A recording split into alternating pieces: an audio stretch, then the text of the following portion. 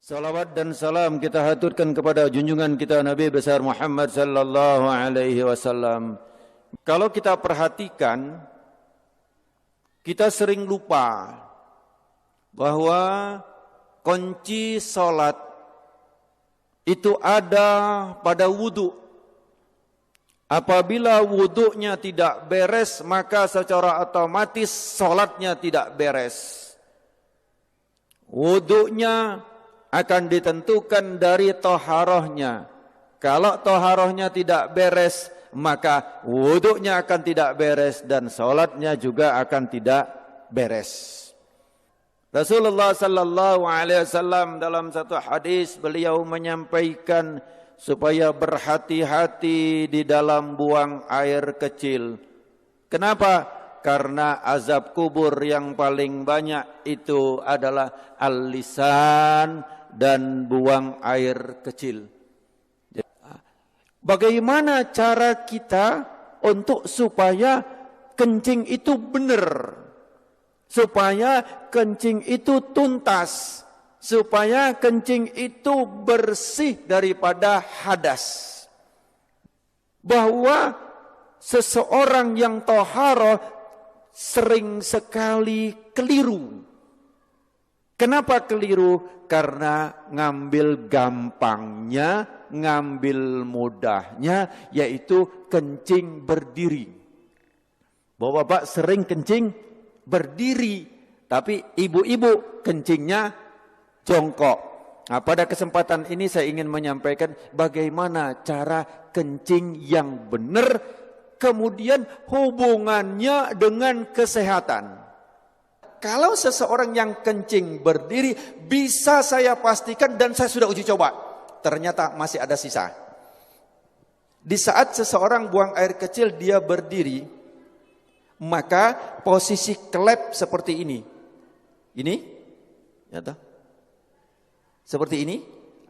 Panjang, ngapunten, di dalam masjid, tapi karena ini kedokteran harus saya sampaikan. Untuk perempuan kantong kencing, terus kemudian ada namanya uretra, saluran yang keluar, itu panjangnya 1 sampai 3 senti untuk yang perempuan. Jadi sangat pendek. Tetapi kalau untuk yang laki antara 5 sampai 7 senti. Jadi panjangnya uretra, kalau dalam bahasa kedokteran disebut penis, atau bahasa Indonesia itu yang dinamakan burung, ya toh, ini panjangnya adalah 5 sampai 7 senti. Nah, dari 5 sampai 7 senti itu klepnya ada di pangkal. Jadi bukan di ujung. Bukan di ujung daripada burung atau penis tadi, yang ini tadi bukan di ujung. Tetapi di pangkal. Jadi di kantong kencing, di pangkalnya itu inilah tempat klep. Pernahkah kita bertafakur tentang klep? Siapa yang membuka dan menutupnya? Hanya Allah Subhanahu wa taala yang memelihara kita. Kalau seandainya dibuka terus, Pak, celek, buka terus, gimana kira-kira kita? Ngompol semua, Pak. Atau sebaliknya, kalau seandainya nutup enggak buka, gimana kira-kira? Kita enggak karu-karuan, Pak. Enggak usah lama-lama, 1 hari saja nutup enggak karu-karuan. Bagaimana cara toharoh yang benar? Cara toharoh pertama, cara kencing yang benar adalah hendaklah jongkok. Siapa yang mengajarkan kencing berdiri? Itu adalah ibu-ibu. Kenapa? Kalau anak kecil, waktu kita masih kecil ya, kalau anak perempuan disuruh jongkok. Tapi kalau anak laki dipegang ketiaknya, atau bahasa Jawanya keleke, pegang, benar enggak Pak? Celak begini kan, disuruh kencing berdiri. Bahkan kadang-kadang anak-anak kalau ada yang kencing jongkok dibilangi, oh kayak anak perempuan. Kencingnya kayak anak perempuan. Ini satu ajaran yang perlu kita luruskan. Perlu kita perbaiki bahwa kencing yang benar itu adalah jongkok. Apa hikmahnya? 1, nanti insya Allah saya akan kupas hikmah daripada kedokteran. Bagaimana cara jongkoknya? Yang pertama adalah seseorang kencing jongkok itu saya ngadep ke sana, ini posisi kaki belakang. Jadi maaf bukan begini. Bukan kaki ini rata, tidak, bukan begini. Ini. Tapi adalah dengan cara, ini saya tunjukkan ke belakang, dengan cara kaki kiri di belakang, gini, kemudian ini, apa bahasa Indonesianya apa ini? Bokong atau pantat, ngapunten ya di masjid ya, tapi saya sampaikan nggak apa-apa ya. Ya, ini terus kemudian diletakkan di sini. Nanti saya ngadep ke sana yang ini. Ini jadi seperti ini. Monggo, kalau ada yang langsung praktek nggak apa-apa, karena belum tentu bisa. Ini. Terus kemudian saya ngadep ke sana. Kaki kanan berada di depan. Celak, ini tadi di belakang. Begini, kaki kanan di depan, kaki kiri di belakang, ini tidak boleh duduk gini. Jangan begini, ini najis semua. Jadi ini, monggo, latihan Pak, belum tentu bisa. Nanti ini berhubungan dengan toharo. Kalau kencingnya tidak beres, wuduknya pasti tidak beres. Kalau wuduknya tidak beres, sholatnya tidak beres. Nah, ini. Terus kemudian yang kedua, kalau posisi seperti ini, maaf, seperti ini, maka kelep tadi posisinya seperti ini. Dia juntit begini. Tek. Sehingga setelah ini habis, dari kantong kencing habis, maka dia masih ada sisa di sini. Masih ada sisa di sini, di saat nanti saya praktekkan. Kencing berdiri. Saya coba, kamar mandi, saya kencing berdiri. Banyak kan? Di tempat-tempat itu kan kencing berdiri yang dibuat kayak gini itu kan banyak Pak. Terus kemudian saya coba sampai habis. Habis sudah saya lihat habis betul. Kemudian saya ambil tisu. Saya ambil tisu, saya letakkan di sini. Saya ingin coba, saya letakkan. Kemudian di saat saya rukuk, saya coba di kamar mandi saya rukuk. Ternyata ini dapat tekanan basah tisu. Basah. Bagaimana kita sholat? Tapi nggak terasa. Kenapa? Karena dia sudah lewat dari klep. Kita pakai celana dalam, ya pakai celana dalam dari katun. Dari katun atau dari kain. Kira-kira tampak nggak? Nggak tampak, tapi celana dalam kita basah dari urin. Najis nggak celana dalam kita? Bagaimana sholatnya? Bagaimana wuduknya? Ini yang kita lupa.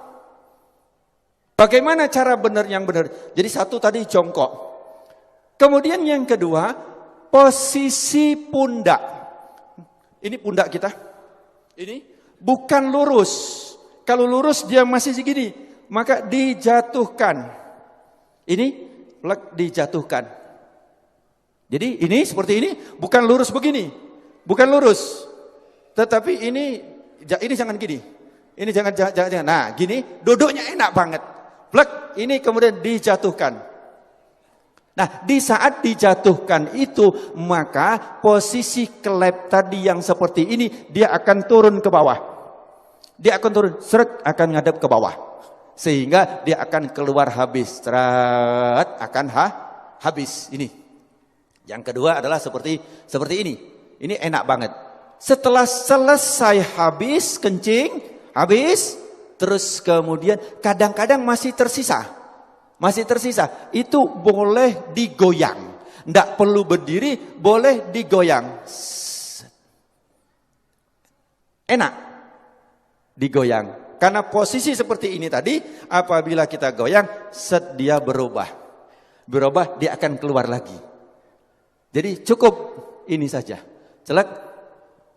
Plek, langsung dia keluar 2-3 kali gak apa-apa. Insya Allah dia akan habis. Nah, setelah selesai seperti ini, yang kedua adalah hendaklah berdehem. Berdehem. Ini yang kedua yang diajarkan oleh Rasulullah Sallallahu Alaihi Wasallam adalah berdehem. Bagaimana cara berdehem yang benar? Ini juga penting. Berdehem yang benar itu bukan bukan. Berdehem yang benar itu perlu belajar. Gimana cara berdehem yang benar? Adalah dengan cara tarik nafas.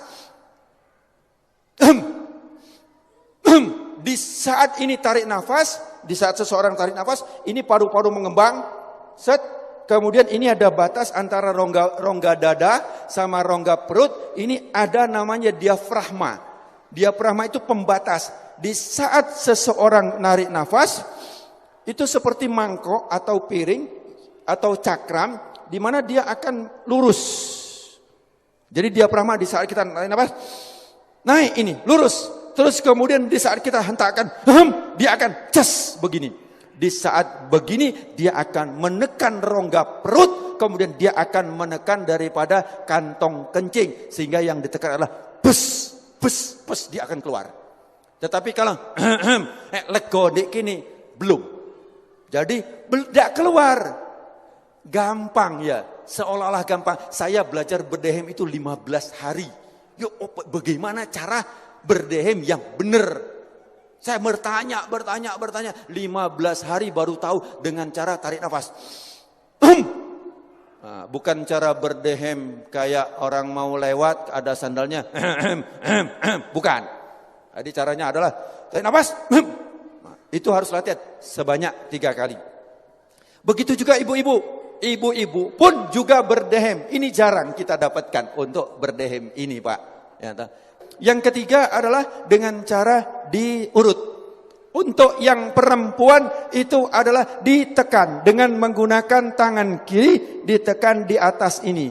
Nanti kapan-kapan kalau ada pengajian khusus ibu-ibu, nanti akan saya jelaskan bagaimana cara menekan daripada kantong kencing dari atas. Plek, ditekan, dia akan keluar. Kalau untuk yang laki-laki, itu adalah dengan cara mengurutnya. Bagaimana cara mengurutnya? Adalah dengan menggunakan tangan kiri, bukan tangan kanan. Kemudian dengan tangan kiri itu cara mengurutnya bukan dilingkarkan.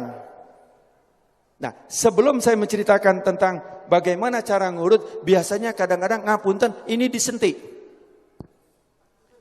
Benar, ini disentik, benar. Saya pengajian di mana-mana itu ternyata, dokter, itu harus disentik, dokter. Nah, kalau disentik seperti ini, tujuannya betul supaya tuntas, tapi caranya yang salah. Kenapa? Di saat begini, maka dia akan ke paha sini dan ke paha sini.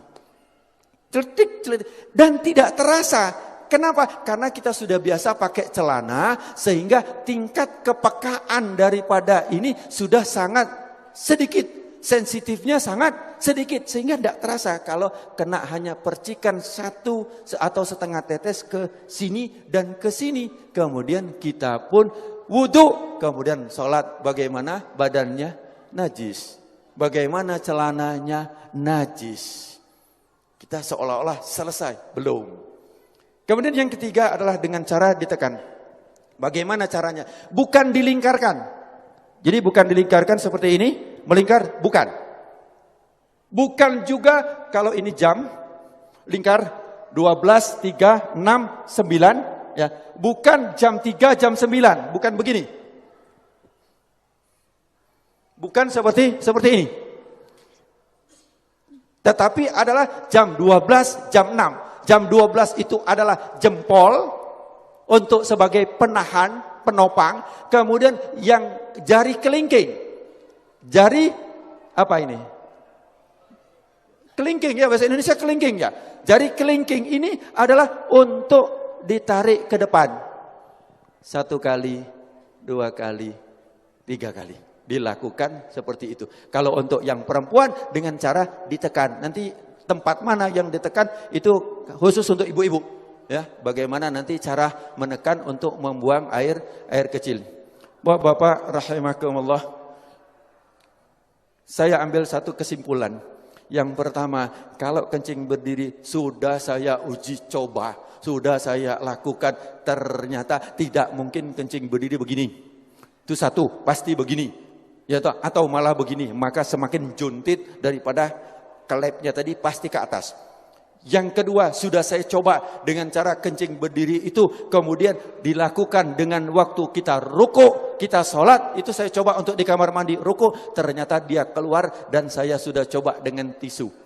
Jadi bapak-bapak nanti celana dalamnya akan basah, ya toh, tapi nggak kelihatan karena daya serapnya cukup ini, itu kalau kencing berdiri itu akan keluar, tetapi tidak terasa. Kenapa? Karena sudah melalui klep. Kemudian yang ketiga adalah cara hitan yang benar, maka dia tidak ada sisa sama sekali di bawah ini. Kalau masih ada sisa di saat yang tetesan-tetesan yang terakhir, dia akan masuk. Dia akan masuk. Kemudian yang kedua adalah cara duduk yang benar. Cara jongkok yang benar adalah, saya ulangi, kaki kiri di belakang, kemudian ini diletakkan di sini dengan nyaman, dengan enak. Ini. Terus kemudian posisi yang kaki kanan adalah seperti ini, tapi ini jangan dijatuhkan. Sekali lagi, ini bukan dijatuhkan, tapi begini. Jangan bingung, biasa saja, plek, enak, plek, biasa saja. Terus kemudian yang kedua, kalau agak gemuk ini boleh dibuka. Boleh begini, kalau agak gemuk. Yang kedua adalah posisi pundak jangan lurus. Kalau lurus kantong kencing masih seperti ini. Dan posisi daripada klep seperti ini. Harus jong begini. Dengan begini maka posisinya akan ngadep ke bawah, klep akan ngadep ke bawah. Ini juga akan tekanan. Ini bisa dilihat, ini dia akan menekan sini, akan ngelipat. Set, dia akan masuk ke dalam. Kedua. Kemudian setelah itu berdehem. Selesai, habis. Kalau belum habis, saya ulangi. Begini, boleh begini. Boleh begini. Ya, untuk apa? Supaya dia akan begini, dia akan keluar, akan enggak anyang-anyangan lagi. Terus kemudian yang kedua berdehem. Cara berdehem, tarik nafas. Jangan biasa. Jadi kalau hanya belum. Terbukti cara evaluasinya kalau hanya dia di sini. Akan dirasakan di sini. Coba di sini. Tapi kalau tarik nafas pasti di bawah. Dia akan keluar. Tes 3 kali. Setelah itu baru kemudian dengan cara diurut. Tapi sebelum berdehem, sebelum diurut, tadi kita harus geser supaya dia ini. Bapak-bapak rahimakumullah, sebenarnya tentang toharo ini masih banyak yang harus kita kupas. Tapi ini saya himpun sebanyak mungkin. Hati-hatilah kita di dalam bertoharo ini, karena Rasulullah SAW sebagai penutup, Rasulullah pada satu hari itu berjalan, kemudian ada 2 kuburan. Satu kuburan ini kata Rasulullah sedang disiksa. Kenapa? Dia cara toharohnya atau cara kencingnya enggak beres. Tapi ingat bahwa kita dikondisikan supaya menjauh daripada ajaran Rasulullah sallallahu alaihi wasallam. Di sini saya dari medis, saya akan usahakan untuk bagaimana hikmahnya daripada apa yang diajarkan oleh Rasulullah. Bagaimana tidurnya Rasulullah, bagaimana makannya Rasulullah, bagaimana menguapnya Rasulullah, bagaimana wuduknya Rasulullah, bagaimana taharahnya Rasulullah. Itu bisa dikupas habis dengan tujuan kita kembali kepada apa yang diajarkan oleh Rasulullah sallallahu alaihi wasallam. Mudah-mudahan beberapa penyakit akan dihindarkan oleh Allah Subhanahu wa taala. Amin Allahumma amin. Al-Fatihah. Al-afu minkum. Assalamualaikum warahmatullahi wabarakatuh.